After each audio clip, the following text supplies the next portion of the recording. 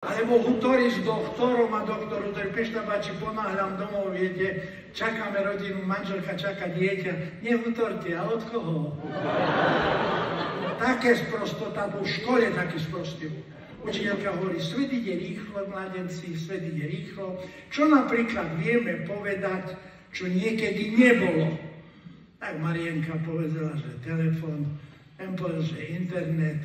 A Pišta, čo ty povieš, čo takedy nebolo? Ja.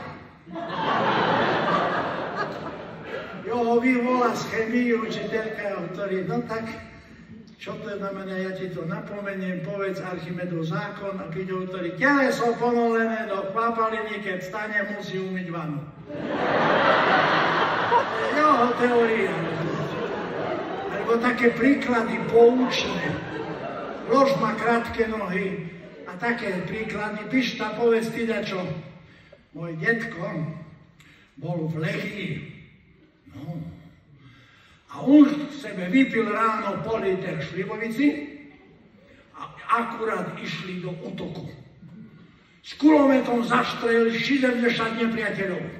So šabľou zabil 30. Holými rukami zešet zadušil.